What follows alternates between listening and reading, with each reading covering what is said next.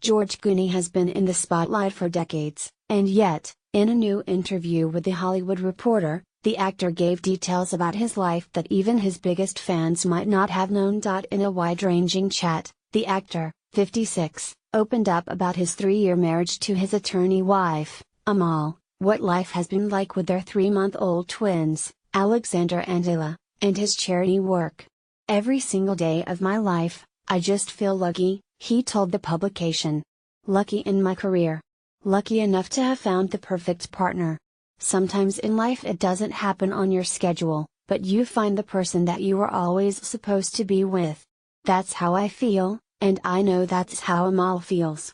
Among the revelations Clooney made: 1. He realized he wanted to marry Amal just a few months after their first date, 4 months after he first went out with Amal, at Abbey Road Studios in London. He bought an engagement ring and began planning his proposal. On April 28, 2014, he prepared a soundtrack of romantic songs by his late aunt, singer Rosemary Clooney, and made his then-girlfriend a pasta dinner at home. Over champagne. After dinner, I told her there was a lighter to light the candle in the drawer, and she reached back and pulled out a ring. And I did all the stuff, got down on my knee and did all the things you're supposed to do, he said. I was waiting for this song. Why shouldn't I? Why shouldn't I take a chance when romance passes by? Why shouldn't I know of love? It's a really good song about why can't I be in love? And it played, and she's like, holy st. And she just kept staring at the ring, going, oh, my god. It was 20 minutes of me on my knee, waiting for her to say yes, because she was so shocked.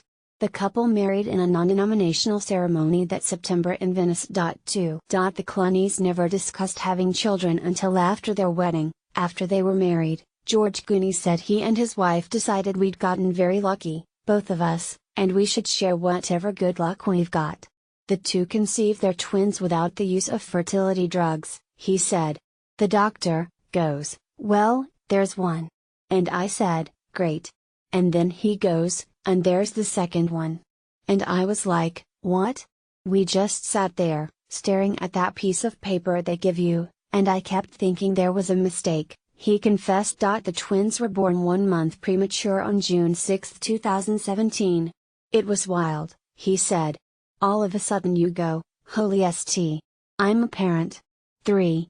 Clooney is using his Casamigos tequila millions to help others. Earlier this summer, the spirits company the actor founded with his friends was acquired by beverage company Diageo for $700 million, and Clooney told The Hollywood Reporter his cut was about $200 million. He's planning to use at least some of that to give back to others. In August, the Clooneys announced that they were creating a $1 million grant to the Southern Poverty Law Center, and he told the publication that he was going to put an additional $20 million into the Clooney Foundation for Justice. It will go toward educating refugees, it will go toward housing, it will go to all the things that we want to work on, he said. 4. He's currently housing a Yazidi refugee. The actor told The Hollywood Reporter that he's housing a refugee who was threatened by ISIS while on a bus to Mosul. He survived and came to America. He got through all the checks, and once he got through those, it was like, listen, we got your back. You want to get an education? You want to move your life forward?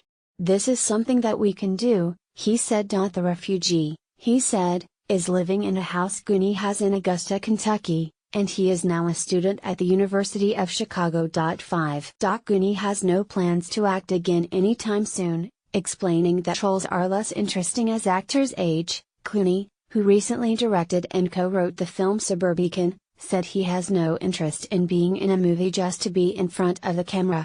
And though some people have suggested that he should get into politics, he said that he believes that would make my life miserable. I don't really think about that, he continued. But I do think you always have to participate, in your town and your country and the world.